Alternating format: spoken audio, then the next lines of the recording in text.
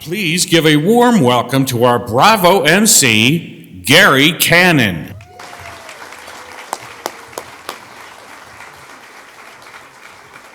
Guys, a little bit louder for me, please. Come on, everybody. I woke up today at 7:30 to be here, everybody. So I just want you. First of all, good morning. Welcome to the Bravo Awards. How is everybody doing? We can do way better than that. How's everybody doing this morning? Come on. Come on. First of all, this is my third time hosting the Bravo Awards. I'm so excited to be back, and I will tell you, this is the honest truth. I come down to Bellflower all the time. There's a comedy club right around the corner that I played at many times called the Stand-Up Comedy Club. But my second favorite thing about Bellflower, and we can all agree, and let's say it in unison, if we could, at the count of three, 1, 2, 3, Golden Corral. That is true, guys. Who does not love an all-you-can-eat buffet for $8? Unbelievable. Well, welcome to the 29th Annual Bravo Awards. This is my third time emceeing, and I'm so happy to be back at this very special program. Bravo, of course, stands for Bellflower, recognizes acts of valor and outstanding service. Today, we will recognize 13 public safety professionals, citizens, and educators who are excellent examples of what the Bravo Awards are all about. We will also honor 2 Bellflower Unified School District students whose award-winning essays tell compelling stories as to why public safety is so important to not only our schools, but our entire community. Let's begin our program today with the invocation, which will be followed by the posting of the colors, Pledge of Allegiance, and National Anthem. If you are able, please rise and remain standing through the National Anthem. Please join me in welcoming James Cody Berkey for the invocation.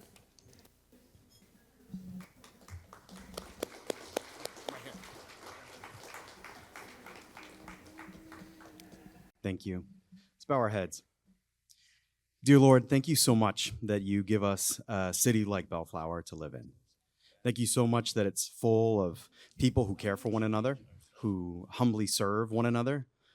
And thank you that we have leaders and servant leaders today to be honored.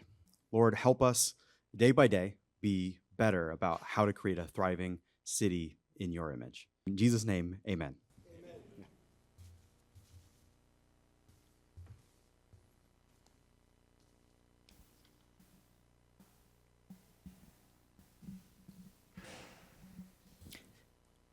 Thank you, James.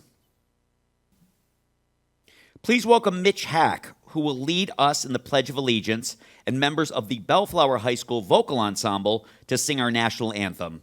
We are also proud to welcome the elite group from the Los Angeles County Fire Department Honor Guard to present the posting of the colors.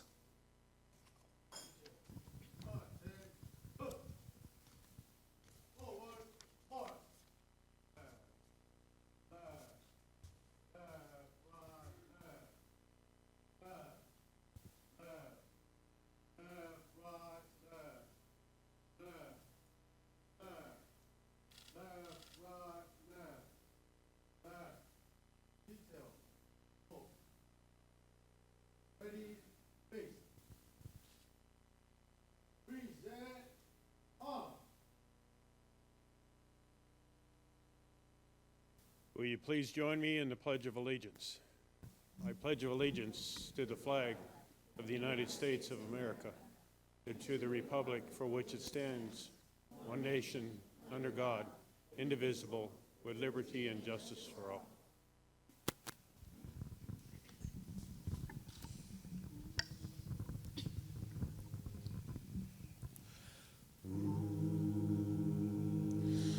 Oh, say, can you see by the dawn's early light what so proudly we held at the twilight's last gleaming, whose broad stripes and bright stars through the perilous fight o'er the ramparts as we watched were so gallantly streaming,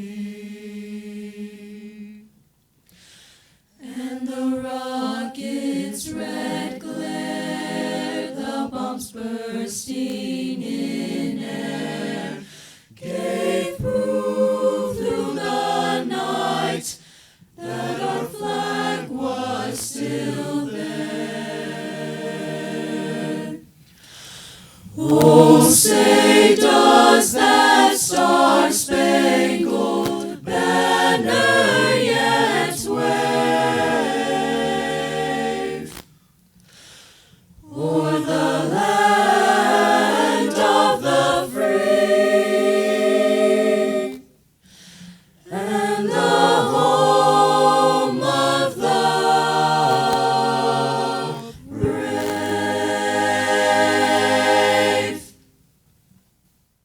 Order, up. Ready, face. Forward, march. Left, left, left, right, left, left, left, left, right, left, left, left, left, right.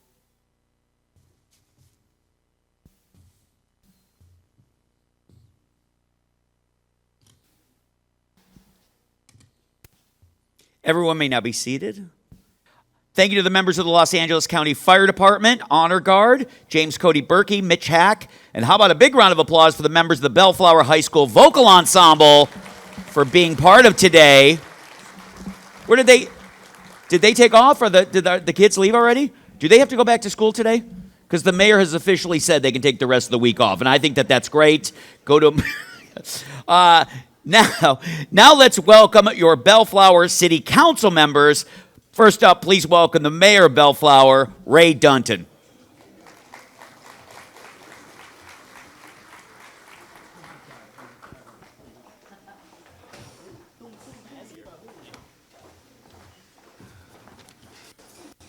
Thank you, Gary, and welcome back for the third year. Let's give Gary a round of applause today. Okay, good morning, everyone. Welcome to the city of Bellflower. On behalf of my city council colleagues and the special guests seated on our stage and our city staff, we thank you for all being here today as we celebrate the 29th Annual Bravo Awards. We are a community of 4,600 businesses, 79,000 residents, and it is because of the brave men and women who sacrifice every day to protect us and be able for us to thrive.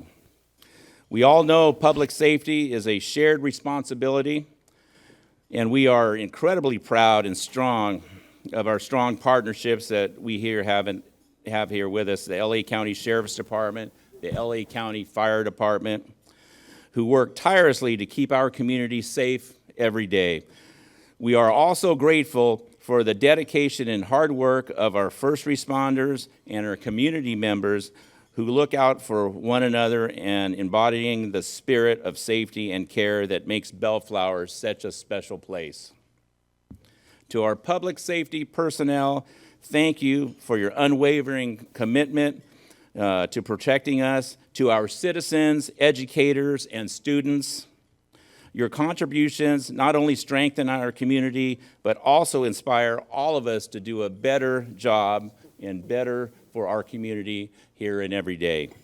Together, we are building a safer, stronger Bellflower. So thank you all for your continued support, and congratulations to all of the honors here today. Thank you very much. How about another round of applause for our mayor, everybody?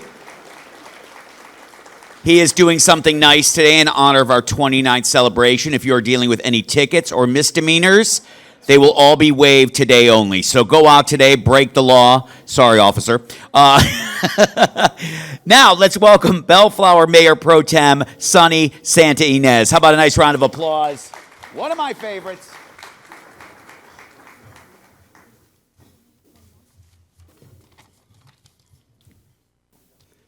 Thank you, Gary. Good morning, everyone. You just had lunch. It is inspiring to see so many of our friends and community members gathered here today in support of public safety. It is my privilege to stand before you as Mayor Pro Tem and help celebrate the outstanding individuals who make Bellflower a thriving, safe community it is today. Together, we embody the spirit of unity and resilience that defines Bellflower. Whether through acts of service, mentorship, or simply looking out for one another, it's clear that our strength lies in our collective commitment to make the city a place we're all proud to call home. Let this ceremony not only honor the achievements of today, but also serve as a reminder of what we can accomplish when we stand together with purpose and compassion. From our public safety personnel who put their lives on the line to protect us, to the citizens who volunteer their time and effort to support the safety and well-being of our community, each of you plays an essential role in making Bellflower a better place. We also owe a deep gratitude to our generous Bravo sponsors whose support allows us to gather here today and continue recognizing these exceptional individuals. I would like to give a special thank you to our educators who shape the minds of the next generation, instilling in them the values of responsibility, respect, and service. At this time, I'd like to ask all educators to please stand up to be recognized.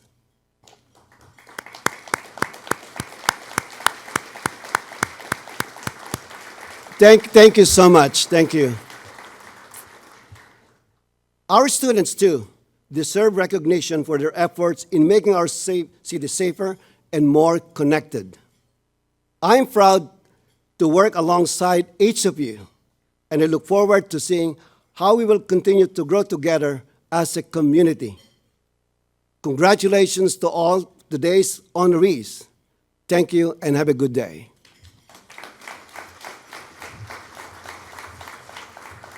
One more round of applause for Sonny, everybody. Yes. Now let's welcome Bellflower City Council member. Make it loud for Dan Coops. How about a round of applause for Dan? Louder for Dan. Come on. We love you, Dan. Thank you.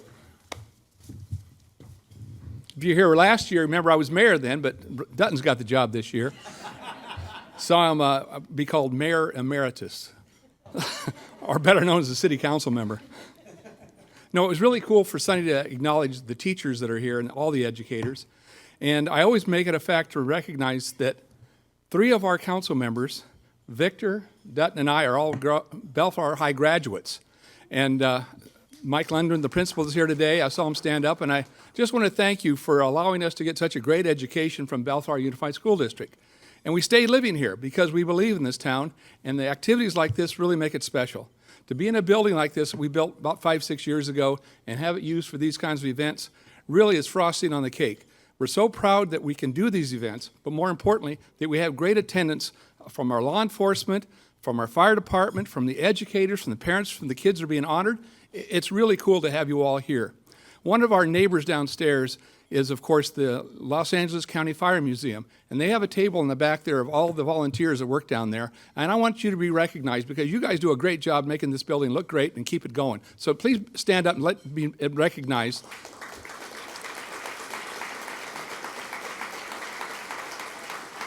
They work so hard to make sure that this facility stays as nice as it is. The city works with them, but they've got an outstanding, world-renowned fire museum downstairs you got to check out because it's really, really cool.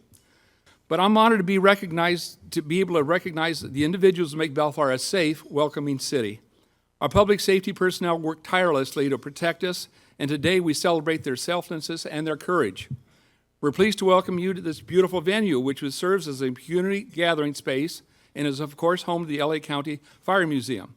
A special thanks to all the volunteers, and that's why I wanted to recognize you because you guys never miss an event. You're always here, and you're always sitting in the back of the area, but I want to let you know how much we appreciate your service in the city. We also like to acknowledge our dedicated citizens and educators, which you've done before, which also play an important part in making this city what it is. It's whether community outreach, volunteer work, or teaching our students the importance of safety and respect, your efforts do not go unnoticed. We're also excited to honor 2 outstanding Bellflower Unified School District students who have written award-winning essays on public safety. Their insights and passion for keeping our community safe are a testament to the bright future we have here in the city of Bellflower. You are our future, and we're proud to see you actively engaging in efforts to improve public safety in our city. Public safety is what all of us as the city council members strive to do. Who wants to live in a town in which you don't feel safe? And we have an exemplary force of fire and, of course, our sheriff's department that takes such good care of us to make sure that when we put our heads down on our pillows, we're going to wake up in the morning and feel safe. And that's our main criteria for what we do in the city. And everything else is important, but that is our main focus, safety. Congratulations to all our Bravo winners, and thank you all for outcome today and help us recognize those things that we're going to celebrate. Thank you very much. How about another round of applause for Dan, everybody? I also want to give a big shout out to the volunteers downstairs. If you have not been downstairs to the Fire Museum, it is unbelievable. There are so many very cool things down there, and I'm just going to say this and leave it at this. There's no security down there as well. So if you guys, I've stolen so much stuff out of that place, and sorry, Mayor. Now let's welcome Bellflower City Council member Wendy Morse. How about a round of applause for Wendy? One of my favorites. How about a round of applause for Wendy, everybody? Thank you, Gary. Good morning or good afternoon, everyone. It is with great pride that I stand before you today to honor those whose work and dedication have made our community safer. Our public safety personnel risk their lives each day to ensure we are safe, and we are deeply grateful for their service. Each year, we ask the community to nominate individuals who have shown exceptional heroism, service, and dedication to public safety. The stories we receive are always inspiring, and this year is no exception. We are proud to recognize a group of remarkable individuals whose courage and commitment to public safety truly stand out. I also want to extend a heartfelt thank you to our citizens and educators. Your commitment to building a safe and supportive community for our children and neighbors is truly inspiring. It is clear that together we are creating a place where safety, education, and kindness are at the forefront. To our students, you inspire us every day with your energy, enthusiasm, and your desire to make a positive impact. We are proud of you. Today, we also want to honor those who serve, not just here at home, but abroad as well. To our men and women in uniform, wherever you may be, we say thank you and God bless you. Congratulations to all the honorees. It is a privilege to honor you all today. Thank you for everything you do for our city. Thank you. Thank you, Wendy. How about another round of applause for Wendy? Now let's welcome Bellflower City Council member Victor Sanchez. How about a hand for Victor, everybody? Hi, Victor. I don't get a special shout out? No, I'm just kidding. One of my favorites. I don't know. I feel like I had to pay for that one, you know. Well, good morning, everyone. Before I get started, I want to touch on something. Every time my mom or my dad would drop me off at school at Bellflower High School, every time I'd open the door, the last thing my parents would tell me is, tell me who you hang out with and you'll tell me who you'll become, right? And I say that because I want to take a moment to highlight the family members that are present here tonight, or today, this morning, with all the honorees, because that is your community. That is who has molded you one way or another. So let's give the family members a round of applause. Thank you for indulging me in that. And then lastly, I would be remiss before I begin my remarks if I did not acknowledge a couple of elected officials in the room.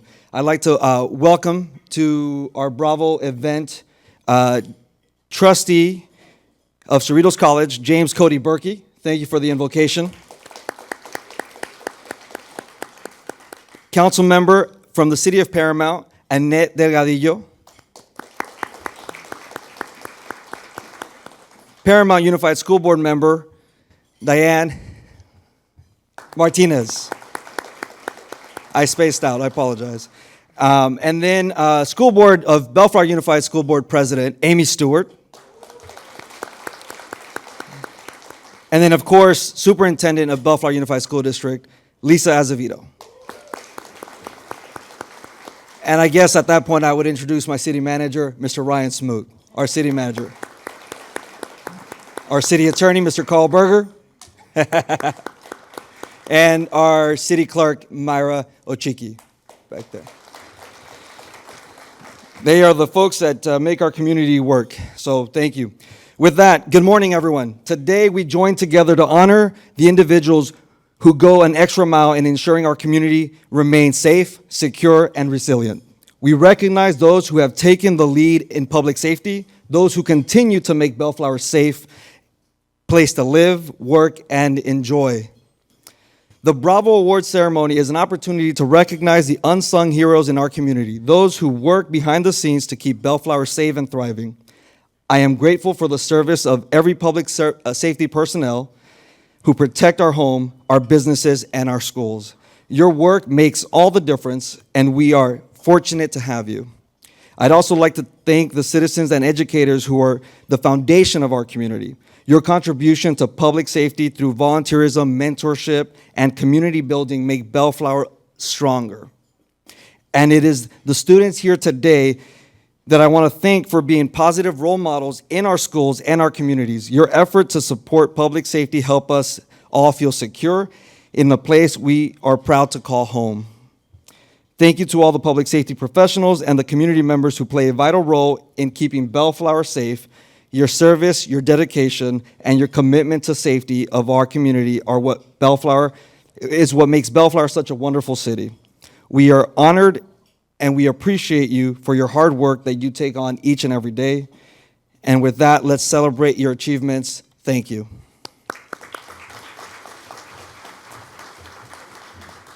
How about a nice round of applause for one of my favorite council members up there, guys? Victor Sanchez, that's right. One more time for Victor, everybody. How about a round of applause? We also wanted to take a moment to acknowledge Supervisor Janice Hahn's continued support of the Bravo Awards every year. The supervisor is unable to join us and sends her deepest regrets. Now we have some special guests here today from Bellflower's public safety partners. Commander Edmund Torres, representing the LA County Sheriff's Department, and Deputy Fire Chief Eleni Pappas, representing the Los Angeles County Fire Department. Torres is a 30-year veteran of the Los Angeles County Sheriff's Department and has served in several operational and administrative assignments since joining the department in 1994. He has been promoted through the ranks to his current position as commander assigned to field operations over department's South Patrol Division. Torres oversees the Carson, Cerritos, Lakewood, Lomita, Norwalk, and Pico Sheriff Station, whose jurisdictions encompass 8 other contract cities, including Bellflower, and 8 square miles of unincorporated communities. Deputy Fire Chief Pappas was hired by the County of Los Angeles Fire Department in 2001. During her tenure with the department, she is promoted through the ranks from firefighter to firefighter specialist, fire captain, battalion chief, and assistant fire chief. Chief Pappas was appointed to the position of deputy fire chief in 2021. She served in business operations, leading to the Special Services Bureau for 3 years. Chief Pappas currently serves in emergency operations in the East Regional Operations Bureau. Please join me in giving a warm welcome to LA County Chief Commander Edmund Torres, who will immediately be followed by LA County Deputy Fire Chief Pappas. How about a nice round of applause for both of them?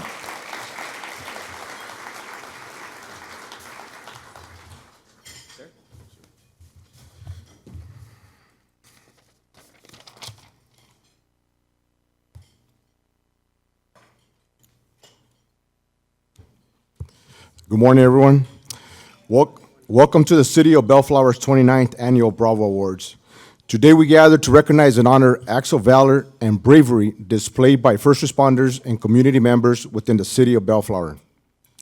In a world where courage often goes unnoticed, it is imperative to shine the light on those who selflessly put themselves in harm's way for the greater good of our community. Over the past year, we have also witnessed instances where ordinary people have risen to the occasion, displaying extraordinary acts of bravery and courage. We have seen these individuals stepping forward to protect our vulnerable and to uphold the values of the justice and compassion. I want to take a special moment to acknowledge the exemplary dedication and valor demonstrated by Lakewood Station deputy sheriffs who are standing here in front of us. Day in and day out, these brave men and women put their lives on the line to ensure the safety and security of our community. When we talk about our deputies, their role extends far beyond mere law enforcement. It encompasses a commitment to safeguarding our neighborhoods, protecting the vulnerable, upholding the values we hold dear.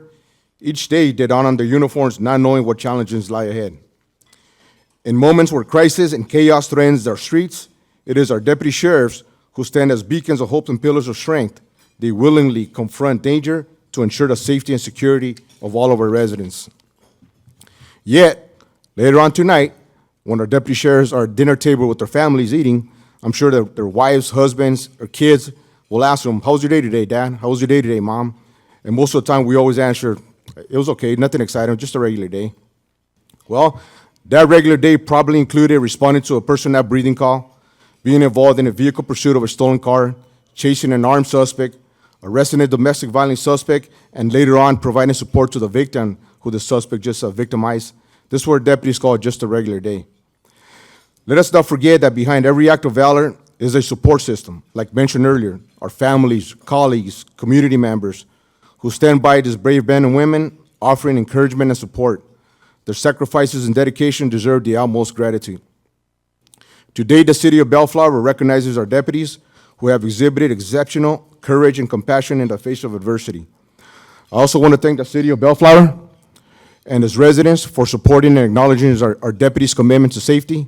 Although no deputy here believes that they deserve recognition because it was just a regular day, I know that your support and acknowledgement of their heroic actions today has a lasting effect on them, and it raises morale in our deputies as they go out every day doing their jobs.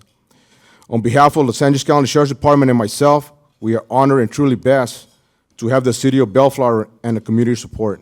Thank you, and God bless you.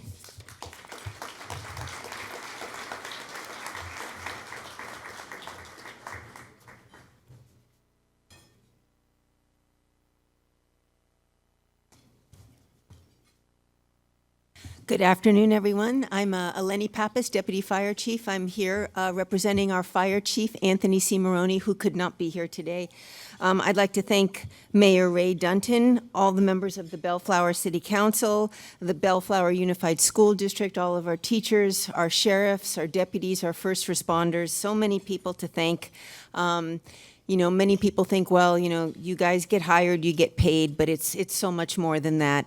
This is, everybody here has a calling for public service, and everybody here has a calling to do something beyond themselves, and for that, I am particularly very appreciative. I also would like to thank Supervisor Janice Hahn. I know she's not here, but she's a staunch supporter of the fire department and the sheriff department. And without her support, a lot of what we do could not be done. And we are grateful that at the highest level of government in the county that we have support to continue the safety net that we have between the sheriffs and the fire department to keep our community safe. So I'd like to thank Fire Station 23 and 98 and thank them for their service, their leadership, and their commitment to public safety, especially here in the city of Bellflower. In particular, I'd like to thank Captain Michael DeLelio, Firefighter Specialist Justin Neese, Firefighters Wolhan Sosa, Matthew Powers, Greg Bryant, and Christopher Warren. They will be recognized today. But I also want to thank some very special people that are here. Retired Deputy Fire Chief Michael Bryant, the father of Firefighter Bryant, and retired Battalion Chief Kirby Neese, the father of Firefighter Neese. I will tell you, it's not a coincidence that these young men are being honored for their courage and their bravery and their service because they learned it from their fathers. So both of these men were mentors of mine, and I'm just really grateful to see them here and grateful to see that their sons have followed in their footsteps. So on one last note before I close, Commander Torres, I'd like to thank him. Always good to see him. You know, he talked about just a regular day at work for our sheriff deputies and our firefighters. And I have to remember back to the Eaton incident where, you know, for 21 days we were at that devastating fire. And there were sheriff deputies there that were doing things that they were not supposed to do. We had sheriff deputies there who were pulling out 500 people from a convalescent home that was on fire. There were sheriff deputies there that were doing things they had no training to do, but they knew they had to be there to help get people out and save people that were affected by that fire. And I saw some incredible partnerships that night between the fire department and our sheriff's department when all hell broke loose. And what a proud moment that we were able to come together like that, to serve our community in the face of incredible, incredible danger. So my gratitude to the Sheriff's Department, my gratitude to everyone here today from Los Angeles County Fire Department. And again, I want to recognize our local area fire chief, Chief Coy Dow, if you would stand up. Coy is our local fire chief, who is here all the time working in coordination with the city of Bellflower. So I'd like to thank him for keeping those relationships healthy and for making sure that we're meeting the needs of the community. So thank you very much.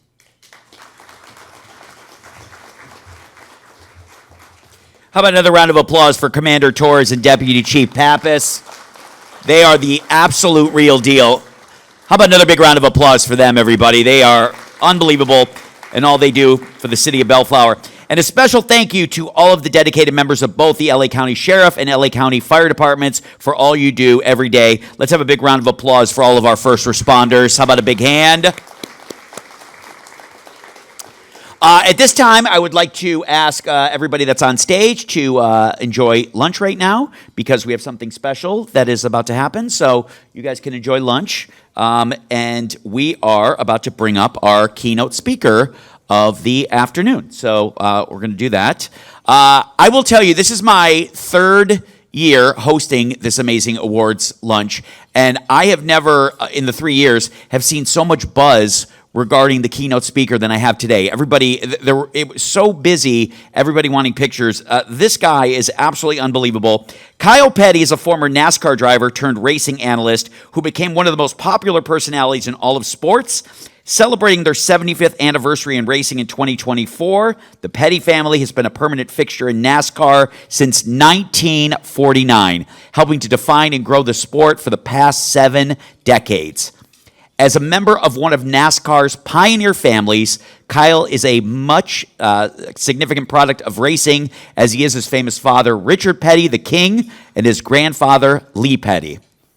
While his name will forever be connected with NASCAR, Kyle has also made significant strides outside of racing in the world of philanthropy, including raising more than $22 million through his annual Kyle Petty charity ride across America. As one of the most successful and popular charity events in the country, the ride directly benefits Victory Junction, a camp created by Kyle and his family in honor of his late son Adam to provide life-changing camping experiences for children with chronic and serious medical illnesses. Since its inception, Victory Junction has provided more than 125,000 camp experiences to campers and their families. Additionally, Kyle is a vibrant TV personality, a talented musician, a national best-selling author, and a motivational speaker. Petty can be found on screen during pre- and post-NASCAR races and Xfinity coverage for NBC Sports. Petty has also chronicled his life on and off the racetrack, including stories about his family, racing career, music, philanthropy, and more in a nationally best-selling memoir, Swerve or Die, Life at the Speed in the First Family of NASCAR Racing. I am so honored to bring him up. Please welcome the one and only Kyle Petty. Thank you, man. Thank you, Kyle. Thank you. Okay. Between that introduction to Mr. Sanchez over here, who introduced 2/3 of the room, I've got about 5 minutes to speak. Okay? I'm gonna start. I'm gonna do something different with y'all because this is only gonna last 10 or 15 minutes, but I'm gonna read something. a set of circumstances that makes it possible to do something. That's what opportunity is. That's the definition of opportunity. And I'm going to start that way today because this is about opportunity. Most of the time when I go and I give talks and stuff, I talk about my family because I grew up racing. I grew up riding around in circles. That's how I made a living. We'd start at a white line. There's some race fans here. We'd start at a white line, and you ride around for 500 miles, and you end at the same white line. You don't even go anywhere. You know what I mean? And I made a living doing that. And you guys chuckle a little bit about it, but y'all paid for tickets and watched me do it. You know what I mean?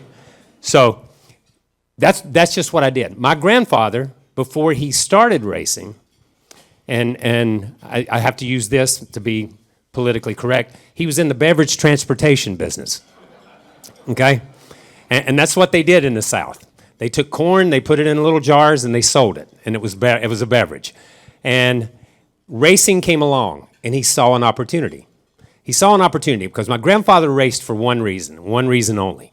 And that was really just to put food on the table. It wasn't about winning races. It wasn't about anything else. It was just about, sorry about that. It was just about putting food on the table. And he realized that he could ride around in circles and make $150, $200 on a weekend. And if he won a race, maybe make $300 or $400 and not go to jail for it. And that's kind of the way he looked at it. And my grandmother was all for that. He started racing in 1949. NASCAR was formed in 1949. The France family started it, and really they started NASCAR just to give so many guys from the South who had come back from the war, who'd come back from World War II. You come back from Europe, and you'd seen so many things, so many atrocities, so much death. In Europe, you couldn't put them back on a farm. You couldn't put them back on a farm in the South. They had to release that pent-up energy somewhere, and that's basically where stock car racing in the South came from. We didn't have professional baseball. We didn't have football. We didn't have sports. They had dirt fields. They had dirt roads, and they made little racetracks out of them, and that's where stock car racing came from.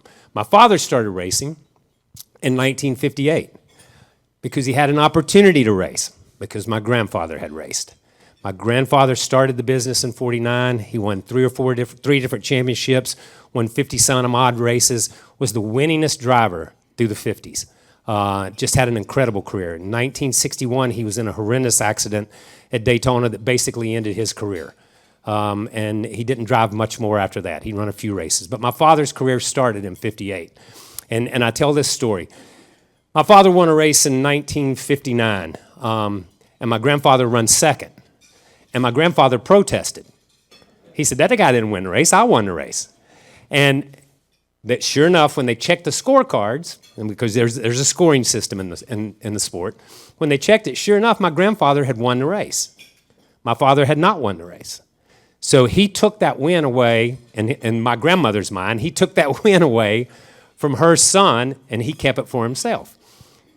The reason he did that was because if you won that race, in a current year model car, which was a 59 Oldsmobile for him, if you won that race, it paid a $450 bonus. So the family made $450 more that day if Lee Petty won than if Richard Petty won. And that's what it was all about for him. And my grandfather always said, if anybody gives you anything, it's not worth anything anyway. So he wasn't going to give him a win because it wasn't worth anything to him because he didn't earn it. He didn't earn it. But he gave him an opportunity to go out and win and run races. My father won 200 races, more races than anyone else that's ever sat in a stock car.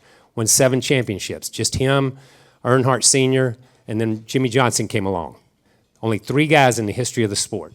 In the 77, 78-year history of the sport, only 3 guys have won that many championships. He made the most of that opportunity. And it was phenomenal to grow up. We were talking earlier to some people down in the museum and talking about coming out here and racing at Riverside.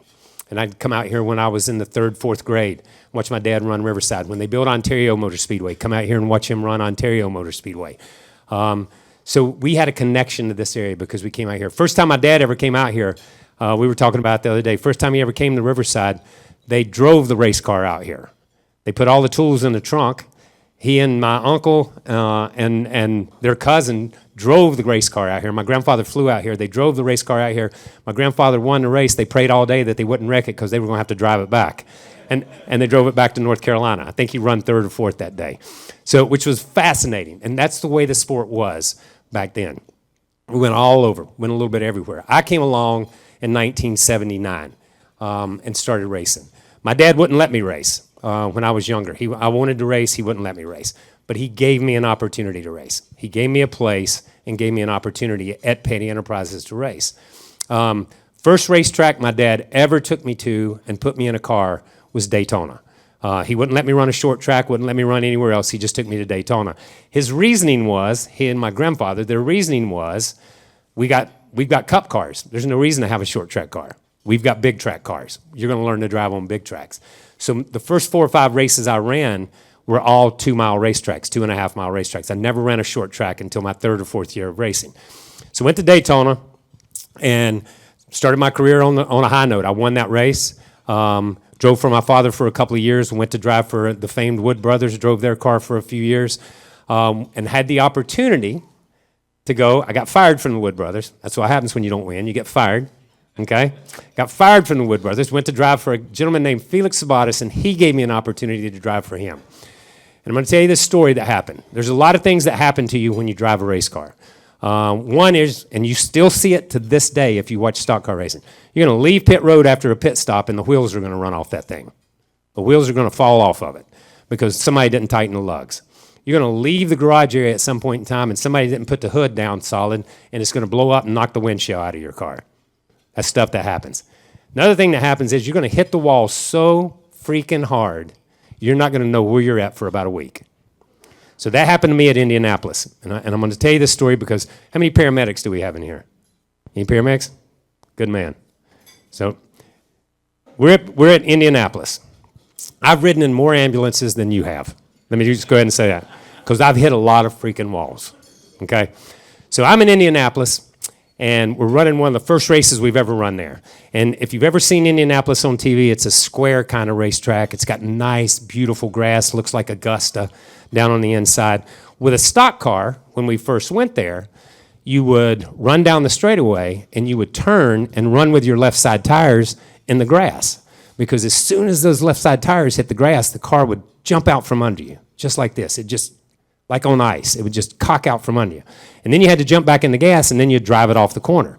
And that was the way you got those heavy stock cars to turn. They're not like Indy cars. So you had to make it turn real fast and come up off the corner. So we did that all during practice. Everybody did it. Everybody did it. On race day, Tony George, who owned the racetrack, decided he was going to put on these rumple strips. You know how when, y'all probably have it out here, on the interstate, when you run off the road and they've got those little, and it vibrates? Well, they put all that stuff on the inside, and that's supposed to help you break traction. I know out here it's supposed to wake you up. On a racetrack, you're already awake. So it's supposed to, it breaks traction. And so they put these things around in the corners, all the way into the corners. And they put these huge croquet wicket things, metal staples, and they drove them down on top of them to keep them in place so that when we run over them, it wouldn't bounce them up. What happens is that when a racing tire gets hot, it gets up to about 260 or 70 degrees, and it becomes almost like chewing gum. And the more we ran on top of those ripple strips, we started pulling those staples up. And we would pull them up and throw them out in the racetrack. They would pull up and throw out in the racetrack. And when they would pull up and throw out in the racetrack, you'd run over them. And when you run over them, you cut a tire. When you cut a tire, you hit a wall. Hence, the ambulance ride, okay? So I was running second, and sure enough, I think Jeff Gordon had already hit one. Earnhardt may have already hit one. 4 or 5 people had already had blown tires and already were out of the race. So I go into turn 4, coming out on the front stretch there, and I run over one with the left front. Boom, tire goes down. Boom, I go straight into the outside wall. And I hit the outside wall at that angle. Wall's coming here. I hit it at this angle, bounce off, and a gentleman in another car named Sterling Marlin, who drove the 4 car, the Kodiak car at the time, hit me in the left front. Drove the left front up on top of the engine, and the throttle hung. Knocked me out. Hit me almost in the door, knocked me out. The car went back to the right and hit the outside wall, and then come back across and hit the inside wall, and came to rest along the inside wall. I was knocked out for the last 2 blows. So I'm in this car, under caution, everything's going on. I'm in this car, and everything's quiet as far as I know. And I think, if anybody's ever had surgery or you've been knocked out, you know as you begin to come to, you can hear people talking. You kind of hear voices. So I'm in this car, and I'm all slumped over. My head's down on my chest like this. My hands are down in my lap. And I think I hear voices, and I'm beginning to come to, but I try to move my arms, and I can't move my arms. And I can't move my head. I can't lift my head up. I'm trying, and I can't. Can't move my legs. So I think I start praying, because that's what you do in that situation. And you just start praying. And I pray that I'm alive. And I realize that I can't move my arms and my legs, that I can hear some voices, kind of, but I must be dead. So instantly my prayer switches to, please let these be the people waiting in line at the pearly gates. Okay?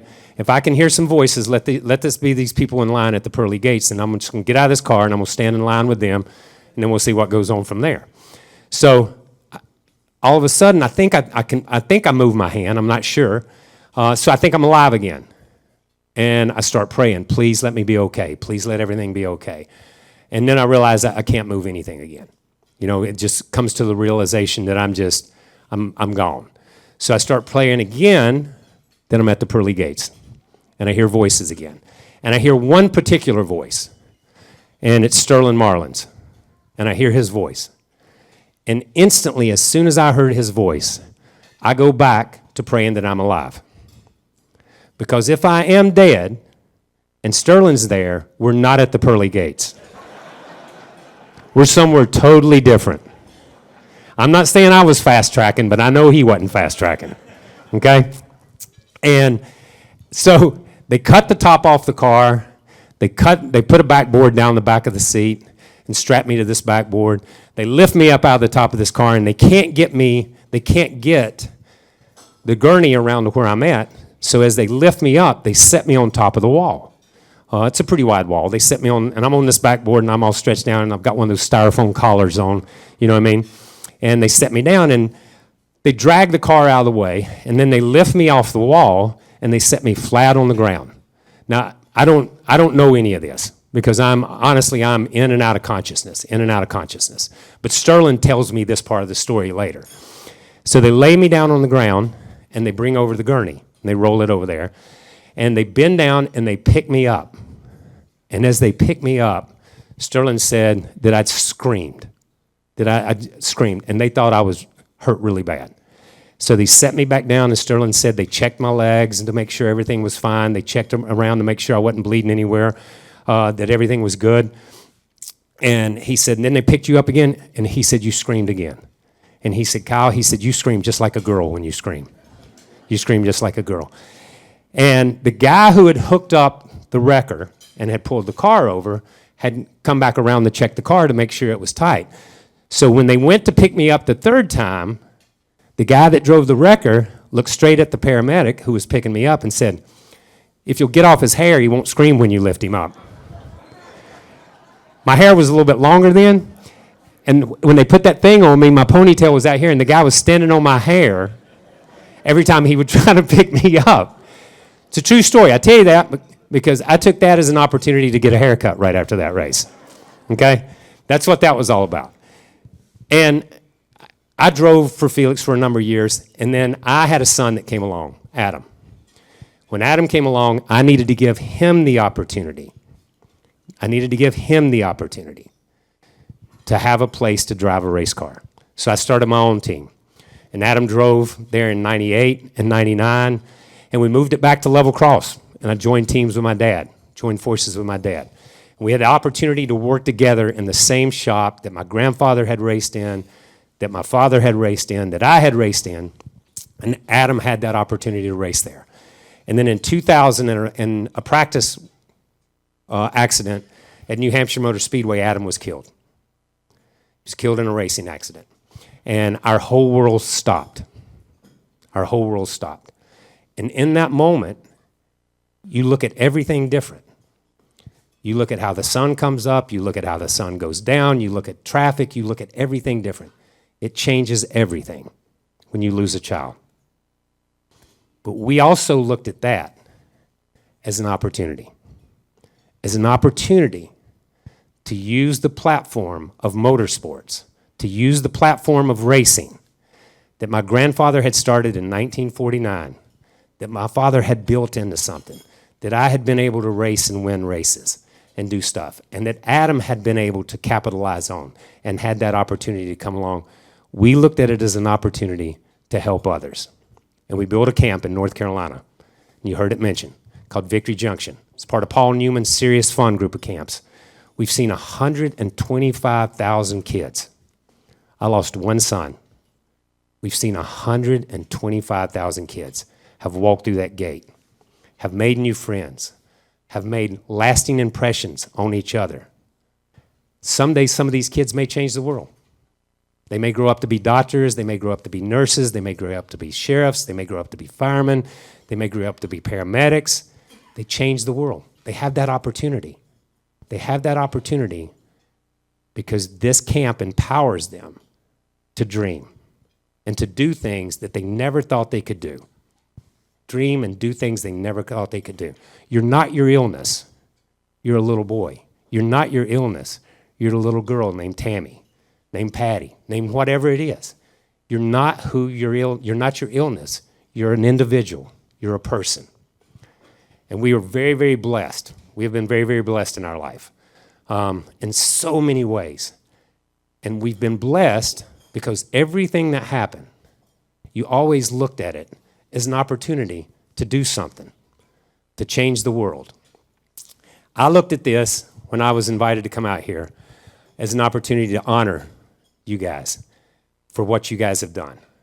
I also looked at it as an opportunity to come here and be the first redneck that you guys have ever had on stage. Because I saw the list of people y'all had. So somebody's got to represent the rednecks of the world, okay? That's me. But I also looked at it as this opportunity to tell you as individuals that the people that you honor here today are ordinary people that do extraordinary things. Ordinary people that have the opportunity to do extraordinary things. They change people's lives. They had an opportunity to change the course of events and change people's lives. I read the little clip with Christopher and Marcus, how out of tragedy, just as Adam, comes hope, comes something special. They took that as an opportunity. So many of you guys in this room have taken and seized that opportunity and have changed people's lives and have changed and protected people. And that's what it's all about. It only takes one person to raise their hand, and other good people will follow. This room is full of good people. So I tell you that just for this. Each one of you will be presented at some point in time in your life with an opportunity to touch others, to help others, to be something for somebody else, not for yourself, for somebody else. And I hope, just as all the honorees that are here tonight, that are receiving these honors and these plaques and these awards, I hope each one of you seizes that opportunity. Thank you for having me today, and I appreciate it. God bless you guys. That was great.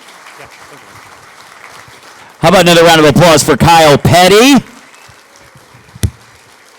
By the way, Kyle, I didn't know this. Kyle lives in North Carolina, and he's only here for a couple of hours, and then he flies back home tonight. But he asked me, and maybe we can all kind of come to an agreement on this. He asked me where he could kind of go, take his car, and kind of like just open it up on like a California freeway. And I suggested the 91 East at about 5 o'clock. I said, really, you can get up to speeds of at least 12 miles an hour. It's unbelievable. It's so wide.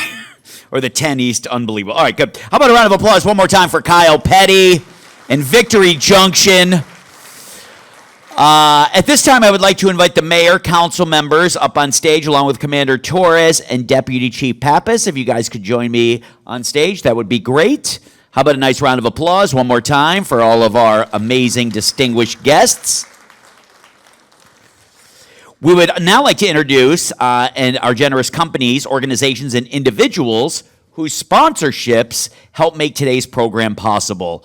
We are extremely proud of the community spirit that each one portrays with their sponsorship and support of the amazing Bravo Awards. Please take a look at the video featuring today's sponsors. Diamond sponsors. George Chevrolet. At George Chevrolet, we believe in giving back to our community. That's why we're a proud sponsor of the City of Bellflower's Bravo Awards.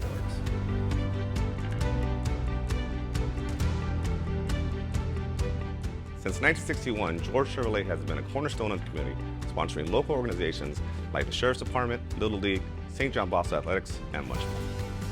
It's not just about selling cars. It's about investing in the community that supports us. And that's why we're so proud to be part of the Bravo Awards.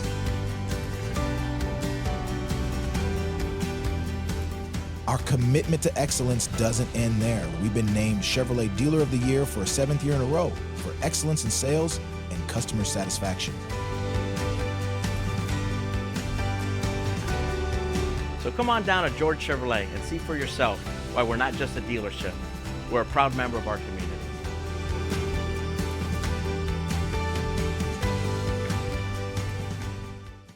TGIS Catering. Hi, my name is Sophia Riley. I'm president and the founder of TGIS Catering. And I'm George Marinos, and I am the CEO of TGIS Catering. And we together are a brother and sister team that run this wonderful company.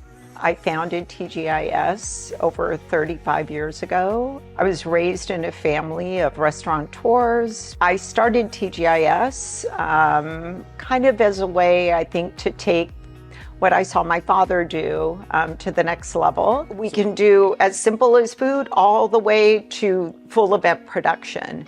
From the bottom of my heart, I want to thank all of our clients that have built TGIS to what it is today. Thank you for spending a moment with us, and I just want to say thank goodness it's Sophia, and thank goodness for food, family, community, and fun. Thank you. Thank you.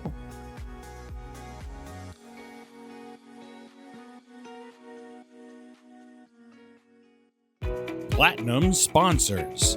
Empire Transportation. Powered by ProPark. Empire Transportation, powered by ProPark, keeps Bellflower on the move with citywide transportation services, including the Bellflower Bus and Dial-A-Ride programs.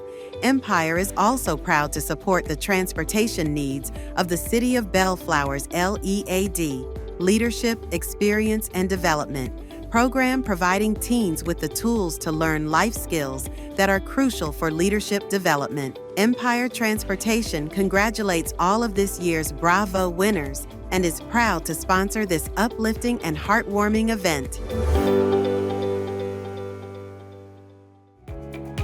Terrace Group Holdings, LLC. Gold sponsors. CR&R. Supervisor Janice Hahn. Kaiser Permanente. Wilden Engineering. Silver sponsors. Burke, Williams, and Sorensen, LLP. City Ventures. The Village on Walnut. Bronze sponsors.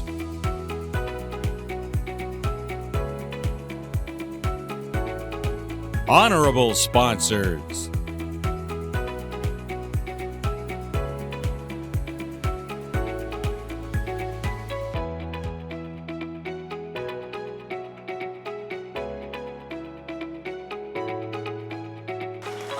If we have sponsors here, could you guys stand up? Would you mind? Do we have sponsors here? Could you guys stand? Do we have sponsors that are here? Oh, there we go. Yeah, all right, there we go. Nice. How about a nice round of applause for our sponsors, everybody? I like how the gold and the honorables didn't even get a voiceover. It was just like, the people in the way back, those are the aluminum sponsors, so thank you guys. The Blockbuster Videos and Circuit Cities of Bellflower. We appreciate it. Honestly, how about a nice round of applause for all the sponsors? We cannot do it without them. Thank you. It is now time to honor the Bravo Award recipients. As your video ends, please make your way up to the stage and accept your award. Then you will grab a picture with all of our amazing dignitaries. So let's get started. Are we ready for our awards? Are we ready, everybody? How about louder? Come on, louder. Let's do it. Come on. While on patrol, Deputy Jose Martinez was alerted to a stolen vehicle in the area. Let's watch as Deputy Martinez describes how his heightened awareness while on patrol led to the capturing of a local crime ringleader.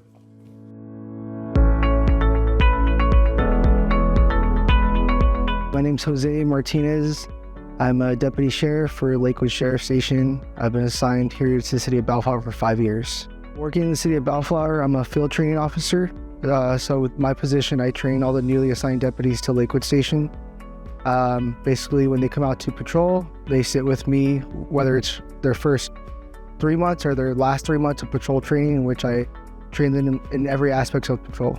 So while on patrol, I was assigned to the city of Bellflower. I knew the night before there was a robbery that took place at the 7-Eleven on the intersection of Clark and Artesia. I was alerted by deputy personnel the night before that it was a beige-colored Kia Sportage and that there was a license plate assigned to that specific call. So when I came in for my shift the next day, I was told that there was a possibility that the car would be returning due to 5 other robberies that occurred. We made it a mission to go ahead and do patrol checks of multiple 7-Elevens. Upon leaving the station, we actually saw a vehicle that matched the description going southbound on Bellflower Boulevard. We ran the license plate that was affixed to the car, which alerted us that the car was stolen and also used in those robberies. So my partner and I, we actually followed the vehicle, in which the vehicle took off from us, and we initiated a vehicle pursuit, which ended in the city of Long Beach. Due to the fact that it was through another city, I was able to communicate with Long Beach Police Department. And since the suspects fled from the vehicle based off my training experience, I was able to set up a containment as well as requesting an airship. Through our communication and my partners and other agencies, we were able to locate those suspects within a timely manner. The main suspect, he actually was, I want to say, barely 18 years old, and he lived in a group home in Alhambra. And what he was doing was, our Major Crimes Bureau said that he was basically like the ringleader of so many juveniles who were going to different cities and hitting tobacco stores, 7-Elevens, liquor stores. Ultimately, upon apprehending the suspect, it was discovered through Major Crimes Bureau and video surveillance, and also with the victims and witnesses, that the suspect that was ultimately apprehended was the main suspect who was involved with the robbery that occurred here in Bellflower. Extremely grateful and appreciative of everything. It means a lot to see hard work getting noticed.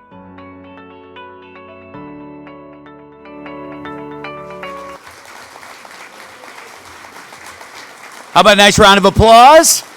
Deputy Jose Martinez, come on up.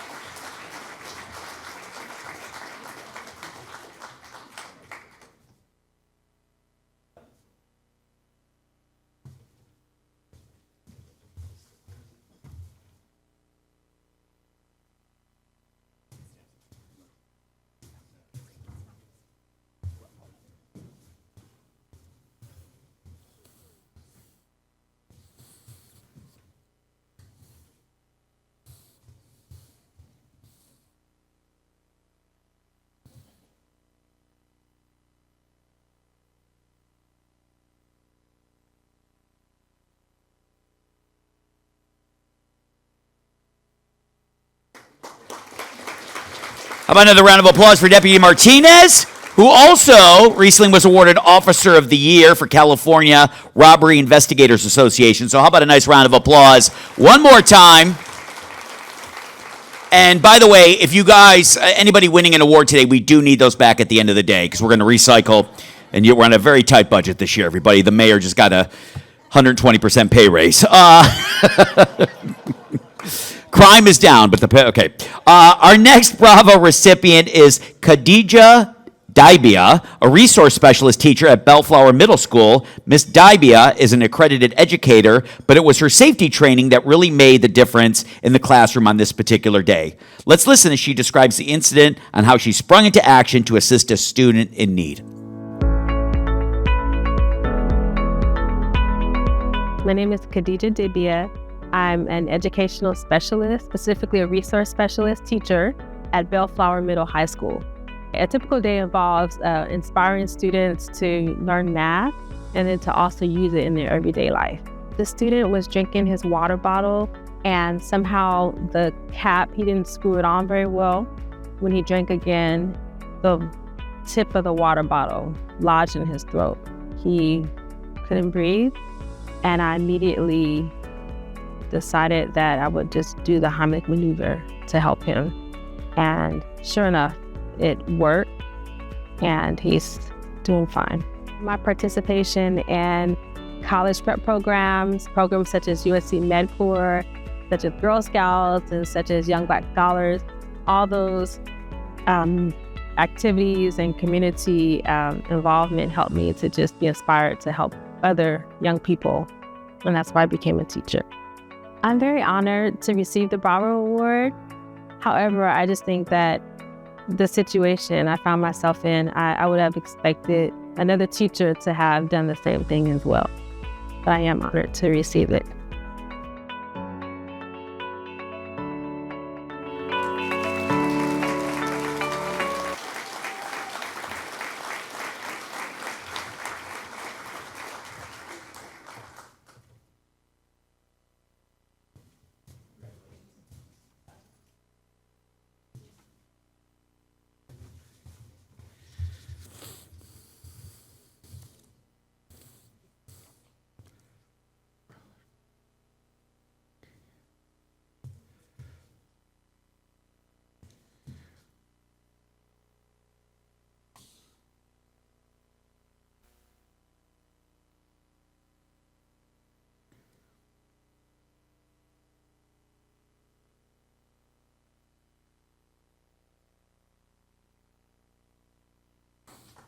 One more big round of applause. Khadija, congratulations.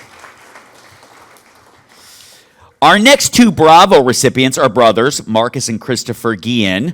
In 2017, Marcus and Christopher established the Rocio Guillen Foundation, named in honor of their mother, whose life was tragically taken October the 1st, 2017 in Las Vegas, Nevada, during the Route 91 Harvest Music Festival.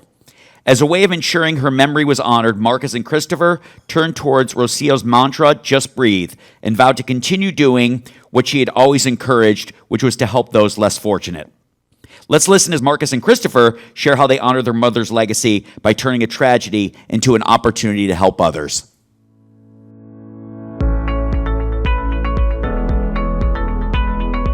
Hi, my name is Christopher Guillen. I graduated from Bellflower High School. My name is Marcus Guillen. My connection to Bellflower is kind of going to school in Mayfair, which is Bellflower Unified School District, and also participating in Leo's Club, which is, when I was in high school, it's like the stepping stone to like Lions Club, kind of like their little, like how they get people involved in the community. So me and my brother started the Rocio Guillen Just Breathe Foundation in 2017 after my mom passed away in the Las Vegas shooting. We decided, instead of just letting a tragedy happen, to kind of embrace what she meant to us, to our community. When I was in Leo's Club, she really saw that I tried to participate in this community, and she was very proud of me for doing that. So to further that, we wanted to start our own foundation by doing that. Some of the programs that we do are toy drives, scholarships, canned good drives, and just trying to participate with some of the activities that are around. We even started to do some high school sports as well, just to give back to different communities, Bellflower in specific, because this is where me and my brother were raised and grown. We had a Kmart event when I was younger, and they weren't able to afford clothes, and instead of wanting toys, they really wanted clothes. And we recently had another experience like this while doing our own Walmart shopping spree. Instead of toys, which is Christmas for them, like they want toys, they want clothes instead because they're not able to afford anything else. We were able to donate like another $20 so they can also get toys and clothes. And that kind of hit hard because you just think about toys, and like kids think about toys, but like really being firsthand in that experience, you get to see that they think more than toys. They think about the necessities they're not able to afford. One of our events was at Hollywood Sports in Bellflower, and it was a really big event. We had a lot of kids there. We had a lot of big creators there that showed up and helped us with the toy drive. So I thought that was really cool. Like, one of the first events we did was in Bellflower, and it was a really big and successful event.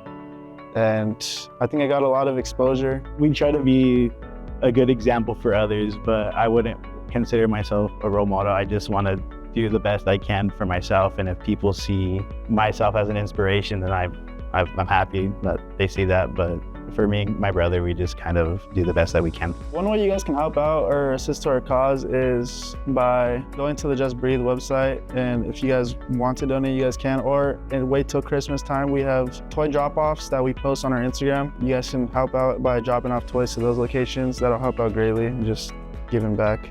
Receiving a Bravo Award feels great. When we first started this, we never really intended to get any reward or recognition or anything like that. It was mainly just to honor our mom's name. So to be able to get an award for all of our hard work that we just put to the community just means a lot to us. I feel like a lot of people in this city are important to me, and I just want to give back to it. So being nominated for this by someone in the city means a lot to me. How about a round of applause for Marcus and Christopher? Come on up. Marcus unfortunately could not be here, so representing Marcus is Isabella Luna.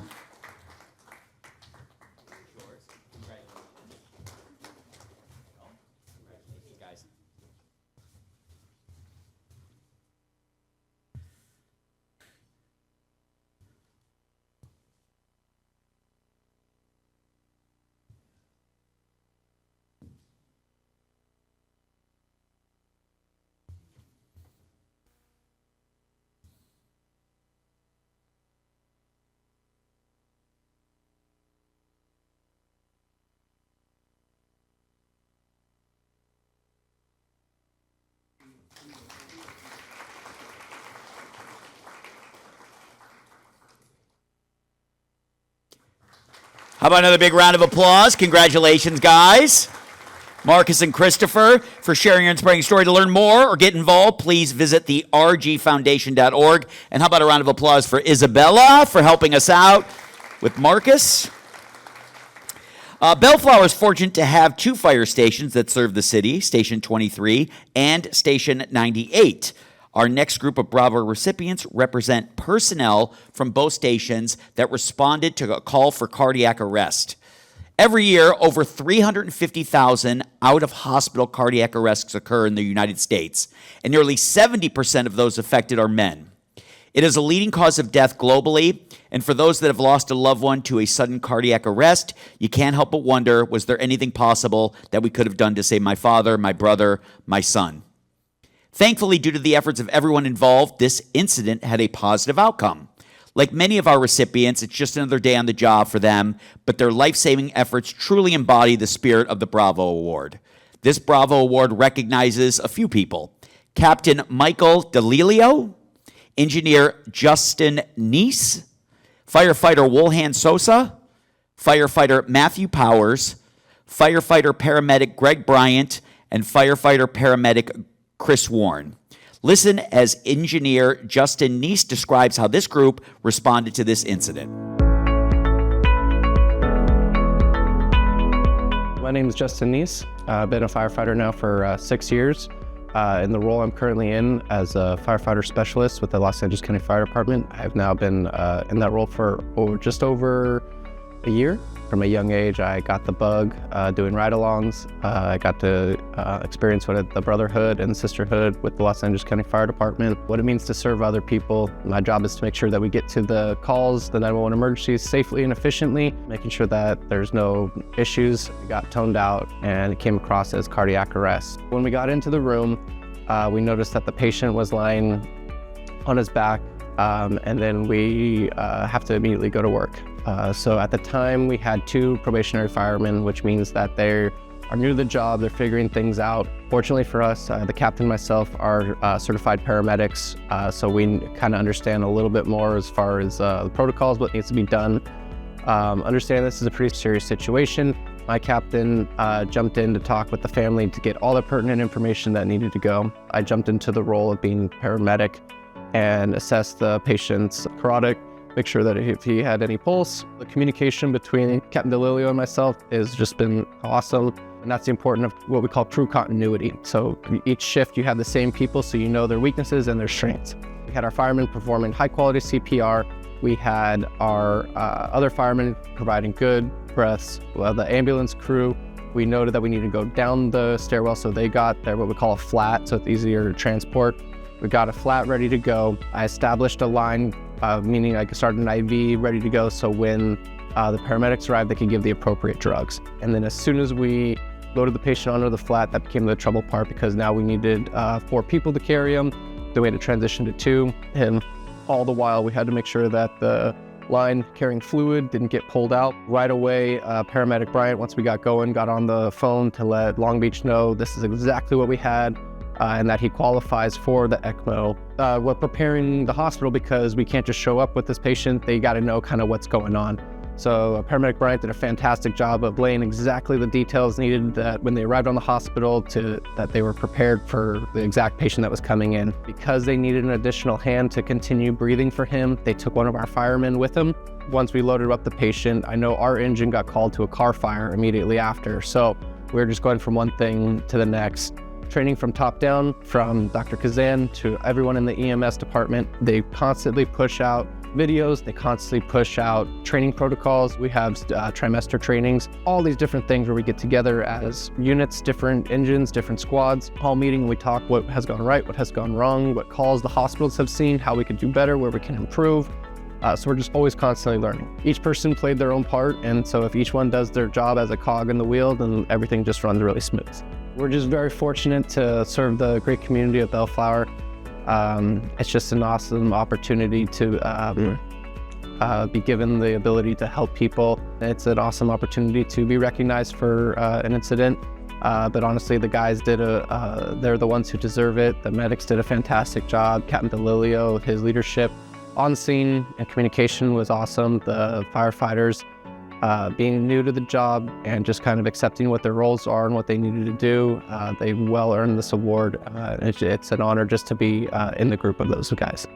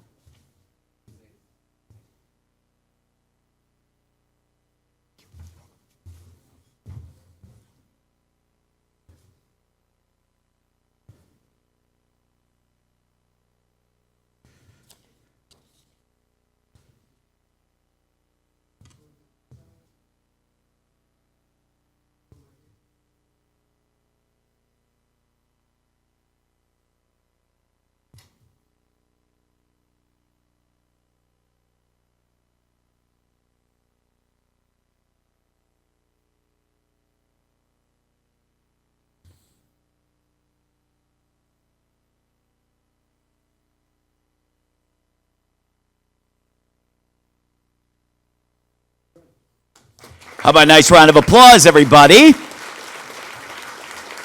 By the way, I want to thank the firefighters for taking time away from their photo shoot for next year's calendar. Thank you, boys. Appreciate it. Who did you say was not here? Who did not make it today?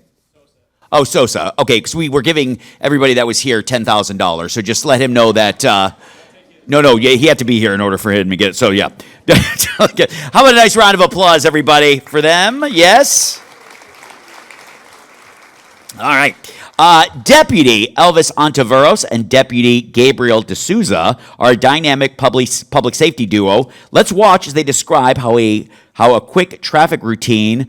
Let's watch as they describe how quickly a routine traffic stop can escalate. Take a look.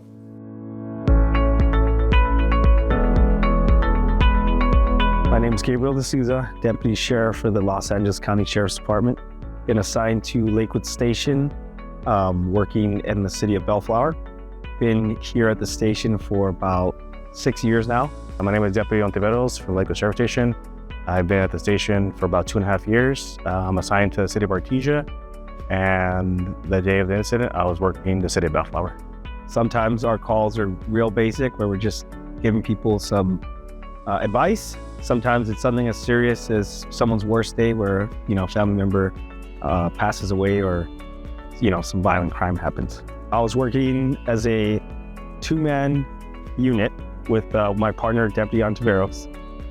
We were 133 Eddie, which is a crime suppression car. We were driving just down Lakewood Boulevard, just doing routine patrol, making sure our presence is known in the city. As we're driving northbound, I see my rearview mirror car coming at a high rate of speed. You can hear it. You can see the lights coming pretty quick.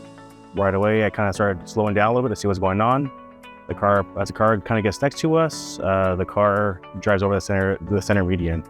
Hits it, it gets some pretty good air, and it's going onto oncoming traffic as well. And as soon as we're approaching, they obviously saw us. The driver jumps out, and it's a female. She jumps out running, and they're going towards her. We're trying to think what's going on. You know, like I said, is it drunk driving? Is it domestic violence? We're unsure at that point exactly what we have, but we know we have something going on, obviously. And as I start driving towards the female driver, she starts pointing towards the vehicle that kept on rolling. I see a part of Azusa already up on that car before I can even blink an eye. He's already up on that car. As I get up to the car, I see a male jumping out. She's screaming. I can still hear her screaming like, "Hey, he's in the car. He's in the car. He has a gun." So I was like, okay, this is something bad. So I draw my gun. I just start detaining the driver at gunpoint while he's getting control of her. He gets her, so he comes over to me, and we basically detain him. We get him in our custody, and so he's secure. We know that more or less the threats contained. We go to talk to her. My first question is like, all right, what's going on? I went back to the house to go interview the kid, who pretty much told me he saw everything that happened with his mom getting cut with the scissors on her neck, getting punched, dragged, pulled out of the house, and driven away. So when that call came out, Deputy just already heard that call, and we put a code 4 that everything was pretty much handled before the call even came out for service. After that whole domestic violence incident occurred, he forced her into the car at gunpoint, made her drive, and said, "Hey, we're going over here," which is where they were driving when they ran into us. So she saw us, and she saw, this random patrol car on the street, and said, "This is my opportunity to basically get these deputies' attention, and hopefully they can save me," which we were in the right place at the right time. We shut down part of the intersection because that's still an active crime scene. We're trying to figure it out. She said he had a gun. We actually didn't know where his gun was yet. We had searched him, his person. He had a little bag on him. We thought maybe it was in there. It wasn't in there. Searched the whole car. We couldn't find it. Another deputy came, Deputy Mata. He's another senior deputy in Bellflower. And he, and I want to say my partner, Ontiveros, they're looking, and sure enough, there it is. Gun was right there in the street. It was a black gun. It was nighttime. It was dark. We didn't see it. But once we kind of had the scene a little more in control, we found it. So she told us on the side, like, "Hey, if you guys hadn't been there, she probably wouldn't be alive." And so I think she has 2 or 3 kids. So she was very grateful that, we were there that day. But it was our first time working with each other in the same car. And it was, it was great because I know I can trust him. I've heard nothing but great things of Deputy Azusa.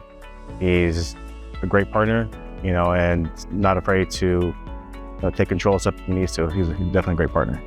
A lot of the deputies across the county, specifically our station, we're an extremely busy station. And I think a lot of deputies here, their hard work goes unrecognized because we're always working a lot. We're always, we're saving lives every day. There's so many different ways that the deputies out here are able to help and save lives daily. So being recognized for something is nice, and it feels good.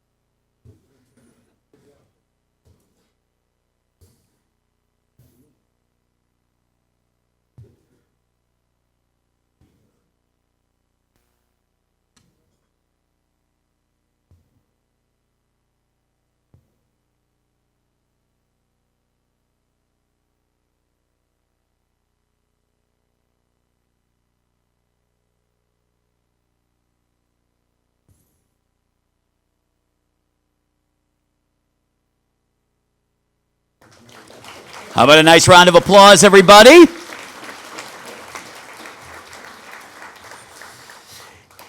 There are countless studies supporting the fact that involving youth in extracurricular activities has a positive effect on behavior, motivation, and academic attendance and achievement. By engaging youth in positive activities, they are more likely to be motivated to become productive members of society in adulthood. With that in mind, we are honored to recognize Cindy Weeks, a special day teacher at Woodruff Elementary School who inspires youth to engage in mindful activities that improve behavior and positively contribute to their overall mental and physical well-being. Let's watch as Miss Weeks describes what it has meant for her to share her unique skill set with youth in Bellflower for the past 20 years.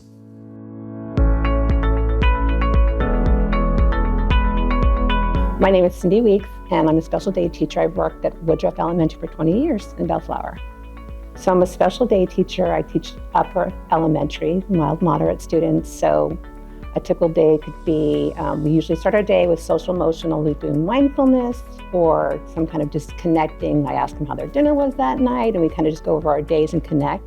A typical day is we do our ELD, language development, we do a lot of math.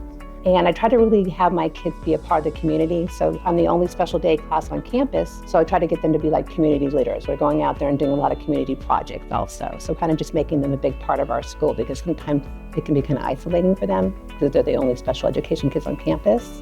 I grew up with Down syndrome, and experienced a lot of teasing and bullying myself, like, calling me names, looking at her. But she passed away about 8 years ago from dementia. And I just realized that her life signified what I wanted to do. I mean, I was always in the field of working with disabled people, even before I started teaching. And it's just have a passion for that they're valued citizens. They deserve to be viewed as whole people and have something to offer society, not based on what they told my mom, that she'd never do anything. She had a job, she had a full life, she had a boyfriend, she had friends. So she's always been my motivation to want to do this and work with this population. 13 years ago, I got really interested in yoga. So the principal gave me a room that was just for yoga. So we'd bring the kindergartners in my class, and we would just watch a yoga video. And then I started thinking, well, I want to get trained in this and learn to do it myself. And I really started exploring things for my own wellness, for my stress, and all those kinds of things in life. So I started taking meditation classes and yoga classes myself. And then I got really interested in that and kind of integrated it into the community at our school. And then now it's kind of like the new in Bellflower that every school has a wellness room. So I kind of always joke and say, well, I'm the OG of the wellness rooms. So we've always had it at our site. And I got a lot of community-based projects where I got singing bowls and all those kind of things for each classroom to have their own mindfulness practices in their classroom. So it started just for myself and kind of blossomed into, I think, this is something that anyone could do. I can see kids around campus that will just be taking a deep, literally it's just taking a deep breath and just calming our nervous system and just saying, okay, I'm here present in this moment. I don't need to be overwhelmed by what's going on, only focus on what's happening now. And a lot of times people will say, well, the little kids can't do it, or a disabled person with a disability can't do it. They're the ones who benefit the most from it. And you can walk into our cafeteria anytime, you can see all the little kinders lined up, and they'll be sitting there with their hands, not all of them, but sitting with their hands folded and showing that they're taking their deep breath with their hands. So I think anyone can benefit from it.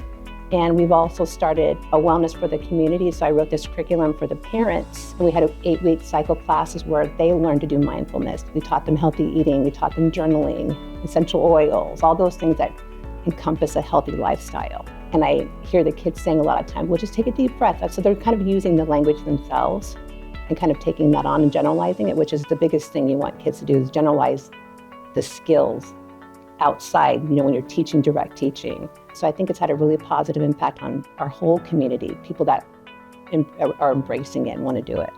I think what the Dalai Lama said, that if we could teach one generation of children to be mindful and to do meditation, we would eliminate all violence in the world. And I'm not sure that we'd eliminate all violence, but I sure think that we would cultivate a society that would be more caring and compassionate and empathetic. How about a nice round of applause? The OG! Miss Me. Sorry, I had to say it. Miss Weeks, everybody. How about a nice round of applause?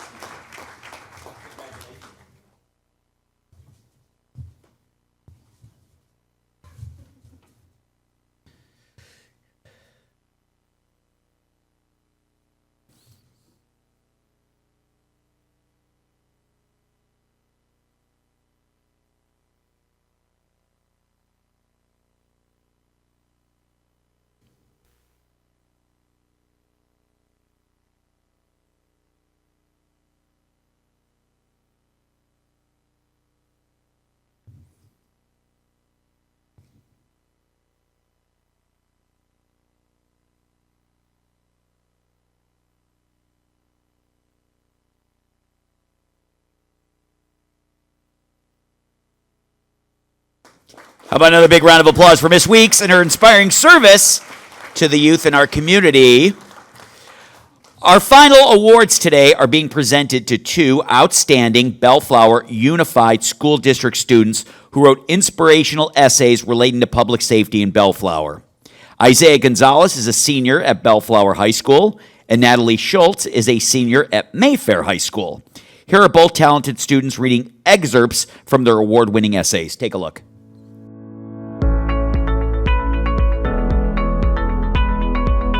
My name is Isaiah Gonzalez. I am a senior at Bellflower High School, graduating class of 2025. My name is Natalie Schultz. I'm a senior at Mayfair High School, and I've lived in Bellflower all my life. I've attended some of the events at Bellflower, including tree lighting, ceremonies, things of that nature. I've also done outreach in the community via my church and Royal Rangers, which is a religious ministry to the youth in this community. So I've been excited to do that. I've definitely attended a lot of the events here that Bellflower holds. I'm also a part of an environmental science club at my school, which we come out and help paint around Bellflower. I was involved in a teen court club in school due to my interest in law, but unfortunately it disbanded due to not having a supervising teacher, though I did love the experience that I gained from it. I was definitely ecstatic when I heard that I was a winner of the Bravo Scholarship. I think winning anything is really special, and especially because I put time and effort into my essay, it was definitely really important to me. No, it was unexpected, and I felt nonetheless excited because I knew that I had contributed in a meaningful way to my community.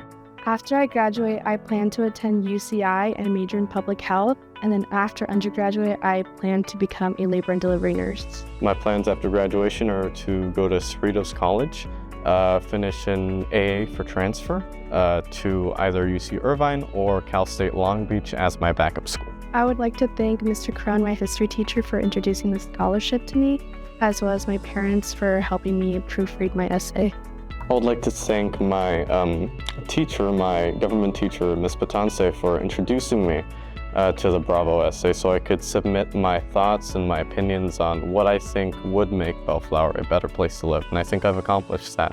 And I would like to thank my parents, obviously, for their unending support of not only my dreams, but also what I aspire to be and how I aspire to volunteer in this community.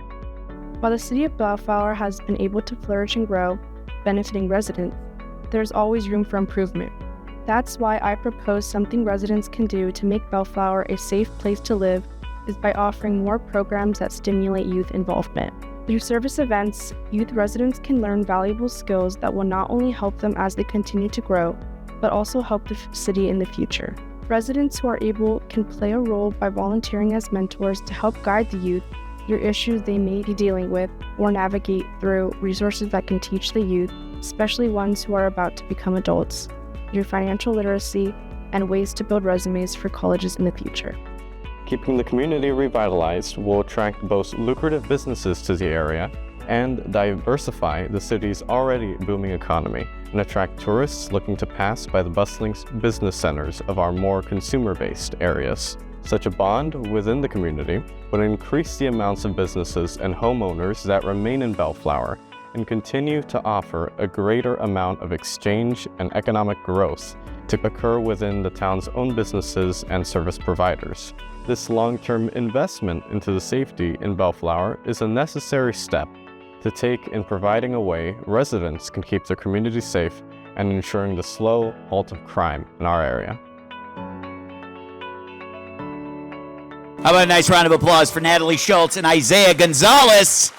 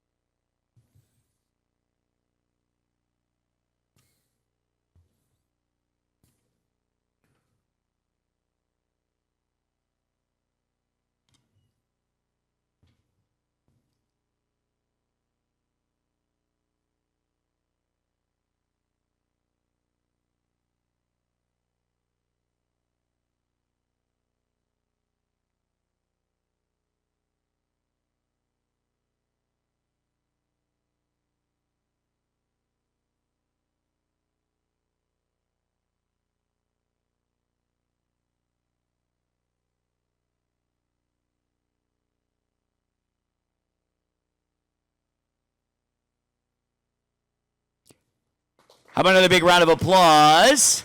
Isaiah and Natalie, congratulations. Best of luck as you guys start college this fall. At this time, I would like to invite the talented group from the Bellflower High School Vocal Ensemble back to the stage for a closing song.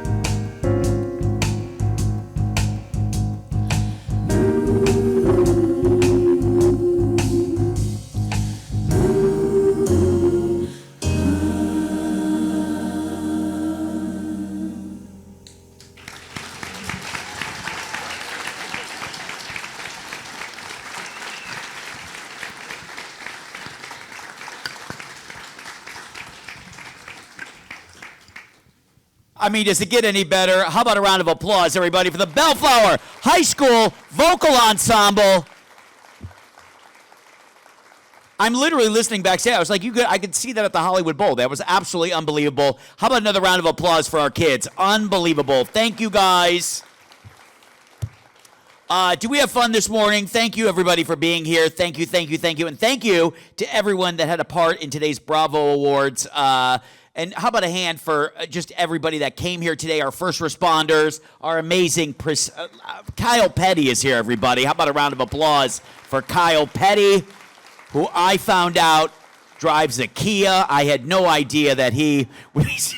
After we adjourn, could we please have all the award winners and program participants return to the stage for a group photo? That would be absolutely amazing. I will tell you this in all sincerity. I get to do a lot of cool events throughout the year. There is no event that I look forward to more than this one. It is one of my favorites. I play all the time at the Stand-Up Comedy Club in Bellflower, right around the corner. I love coming down here, even though it takes me 3 hours from Downey. This is still such an amazing city, such a good group, such a good heart. I look forward to seeing each and every one of these amazing people every year. So I love being back. Thank you for having me back, and we'll see you guys again next year. Have a great rest of your day. I've been Gary Cannon. Good day. Bye-bye.